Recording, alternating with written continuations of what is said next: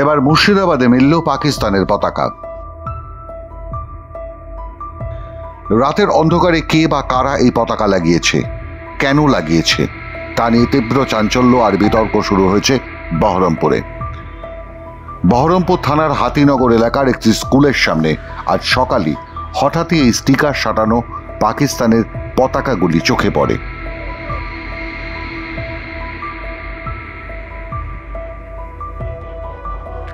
শুধু পতাকা হলে বিতর্ক কম হতো হয়তো, কিন্তু ওই পাক পতাকার গায়ে কদর্য কুরুচিপূর্ণ বার্তা।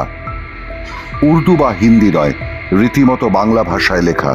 লক্ষ্য মুর্শিদাবাদের সংখ্যালঘু হিন্দু জনগোষ্ঠী, বিশেষ করে হিন্দু জনগোষ্ঠীর মহিলাদের উদ্দেশ্যে সেই বার্তা। এই হুমকি বক্তব্য ঘিরেই বেড়েছে বিতর্ক। স্থানীয় বাসিন্দাদের দাবি, পুলিশকে সকালে জানানো সত্ত্বেও দুপুর পর্যন্ত ওই জঘন্য বার্তাবাহী পাক পোস্টার নষ্ট করে ফেলা হয়নি বা খুলে নিয়ে যায়নি পুলিশ। আমরা খুব হিন্দু মুসলিম সব একসাথে মিশে এখানে আমরা কাজ করি। এমনকি সরস্বতী পুজো যখন হয় তখন হিন্দু মুসলিম সবাই মিলেই একসাথেই কিন্তু আমরা সেই সমস্ত কিছু স্কুলের যা কিছু অনুষ্ঠান অর্গানাইজ হয় সব একসাথেই করি। সুতরাং আমাদের কোনো রকম ভেদাভেদ করা হয় না এবং এই এলাকাও আমাদের খুব ভালো। হ্যাঁ, এবং সেই জায়গাটা যেটা আজকে যেটা পোস্টার পড়েছে, এতে আমরাও খুব ইনসিকিউর ফিল করছি আমাদের মেয়েদেরকে নিয়ে, আমাদের টিচারদেরকে নিয়ে।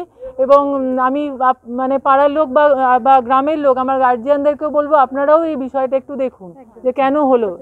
আমি চাইবো মুসলিম ভাইদের কাছে যেন মুসলিম ভাই নিজেরাই, যারা তাদের মধ্যে যেসব কিটগুলো আছে, যারা এইসব অশান্তি সৃষ্টি করার চেষ্টা করছে, তারা যদি না ধরিয়ে দেয় যে যারা এই লেখাগুলো লিখেছে, তাহলে কিন্তু আমরা আগামী দিনে বৃহত্তর আন্দোলন করার চেষ্টা করব।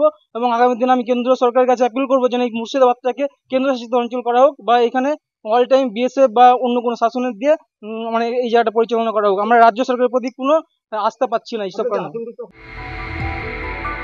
খবর প্রচারিত হতেই তড়িঘড়ি পাকিস্তানের স্টিকার ফ্ল্যাগ খুলে নিয়ে যায় পুলিশ। তবে ঘটনায় তীব্র নিন্দা জানিয়েছেন প্রদেশ কংগ্রেস সভাপতি অধীর চৌধুরী। এই মুর্শিদাবাদ জেলায় সাম্প্রদায়িক সম্প্রীতি নষ্ট হোক। বাংলাদেশ হবার পর এ প্রবণতা আরো বাড়তে পারে। এ বাংলায় তৃণমূলের আমলে মৌলবাদী শক্তিদের স্বর্গরাজ্য, অতএব এখানেও হতে পারে। আমরা বাংলার সাম্প্রদায়িক সম্প্রীতিকে রক্ষা করার জন্য সবকিছু করতে পারি, সবকিছু করব আমরা।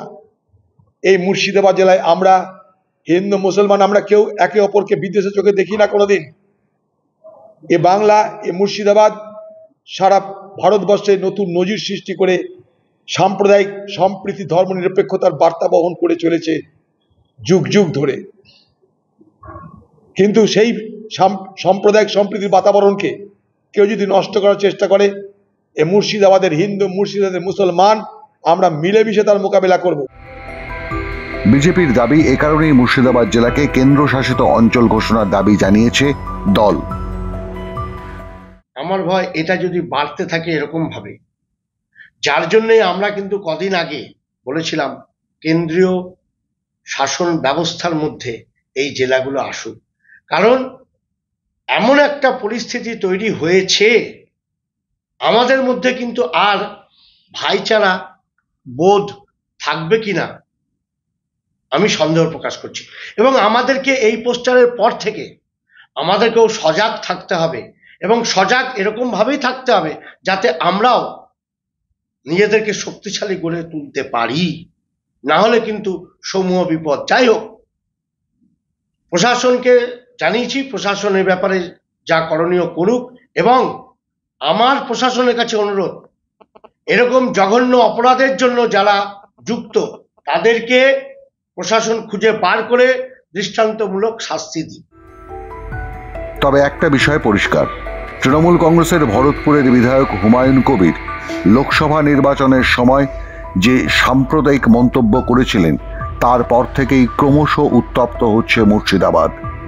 হিংসা হুমকি বাড়ছে জেলায়, বাড়ছে শারীরিক হেনস্থার হুমকিও।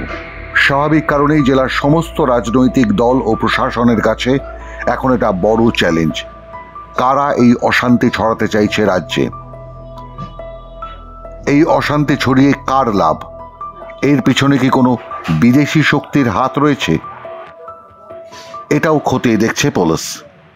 মাধ্যম ব্যুরো রিপোর্ট।